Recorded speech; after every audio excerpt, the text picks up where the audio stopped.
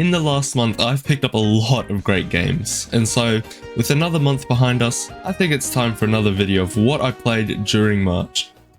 One game that I've been enjoying a whole lot recently has been Hollow Knight, and after literal years of people saying how good the game is, I finally picked it up, and who would have guessed, it's a really fun game. Now I have heard that the game is really long, and although I'm super early into my playthrough, I surprisingly understood the gameplay really early. My favourite part of the game for me so far has easily been that moment of realization and awe once I discover a new gameplay mechanic or something I missed before, like the time when I bought my first map or when I discovered that I can attack upwards to hit flying enemies easier. Even small little stuff like this was such a game changer for me when I first discovered them. Even other little mechanics like fast travel and other NPCs are just super fun to find. It's been a little while since I've gone into a game with action and exploration at its forefront, so I can already tell I'm going to have a lot of fun with Hollow Knight. Every once in a while though, I would hop on Titan Souls. Titan Souls is a Souls-like, so a lot of its gameplay relies on fighting bosses and dodging their attacks. But unlike other Souls games, there is zero exploration in the game whatsoever, which makes it more of a boss rush sort of game, similar to Dead and others of that genre. The entire loop of the game is killing a couple bosses to open a giant door, to then kill a bunch more bosses. But the combat is surprisingly very engaging and unique for being so simple. You have a bow and arrow that you hold to power your shot, and then you can hold that button again to bring it back to you as though you have the force. But as I said, between boss fights there's no sort of progression or adventure whatsoever. But this sort of makes it feel like more of a casual game, and I found myself just playing it in the background as I was watching a show or doing something else. But for the lack of exploration, it makes up for it with how unique every single boss is. Every fight has a new gimmick, which makes them just feel more exciting to fight, and I end up looking forward to what the next boss is going to do differently. It is a very fun game, but the lack of anything to really grind for other than beating this really hard boss that you're struggling with just isn't very engaging and doesn't really feel worth full price. But if you catch it on sale for a couple of dollars, it can be really fun.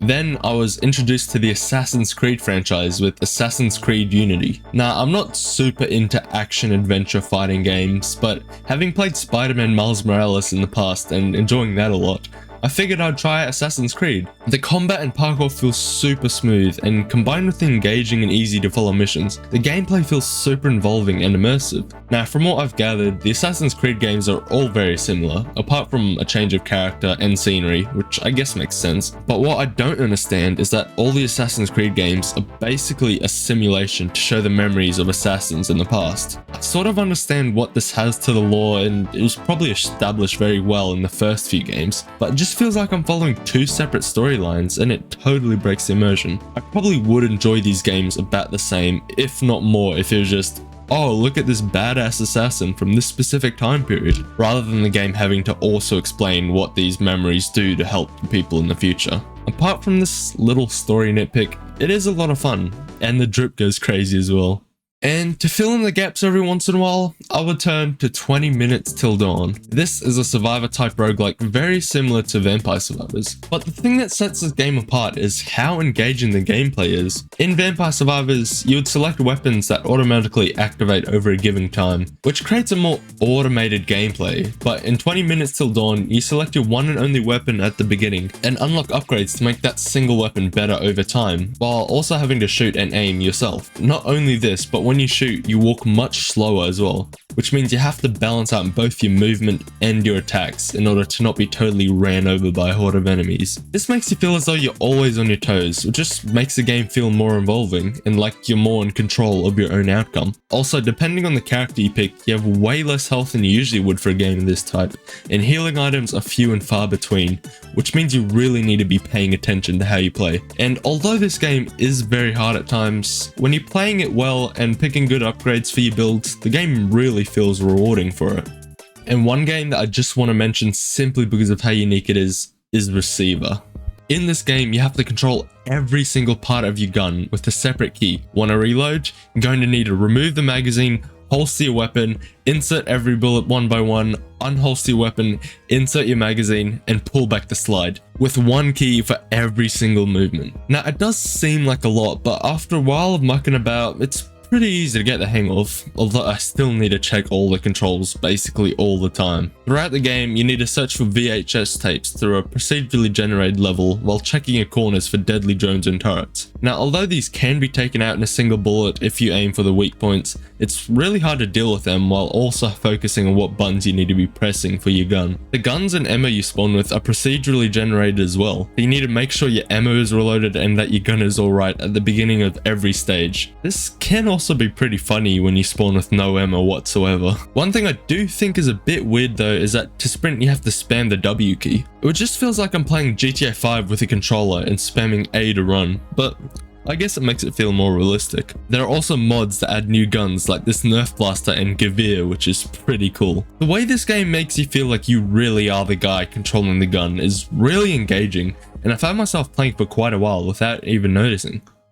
Now, it should be clear at this point that I love my roguelikes, and Enter the Gungeon is no different. Enter the Gungeon is easily one of the most creative roguelikes I have ever played. All the weapons, enemies, and especially the bosses just feel so original. The only game I played that feels anything like Gungeon was Soul Knight when I used to play it on my iPad, which makes sense as it was directly inspired from Gungeon. But like I said, every aspect feels so unique and creative. The amount of detail to the arenas and the way the player reacts to all the props is such a small detail, but it's an amazing touch. And don't even get me started on the bosses. Also, as you would expect, the gunplay is so satisfying. Feels like I'm John Wick playing Dark Souls or something when I'm rolling around and one-pumping enemies. I've barely unlocked anything in this game at all, but I'm for sure looking forward to playing some more. After completing the base game of Outer Worlds, I then moved on to its first and only DLC, Echoes of the Eye. Now, Outer Worlds is a very special game to me. Heck, I probably spent half of my playtime visiting places I've already been 3 times before, just to experience it all again. Now, I know this might be controversial, but personally, I don't think Echoes of the Eye is Outer Worlds. I don't mean that it should not be in the game. I simply mean that the gameplay is so different, and the story revolves completely separately to the main game, that Echoes of the Eye feels more like a sequel inside of the base game. Every single mechanic we rely on in the main game, reading the lore, listening through the signal scope, and the rocket ship is just replaced with other mechanics that provide the same usefulness. Instead of reading lore, we watch it. Instead of listening through the signal scope, we use light to activate everything. And instead of flying around everywhere we need to go, we float. It's like everything we learnt in the first game has been thrown out the window and we need to relearn basically the same mechanics, just with a new coat of paint. This does not mean that it's a bad thing, it just changes the way you play the game and solving puzzles in a massive way. I probably spent almost exactly the same amount of playtime completing the DLC as I did the base game,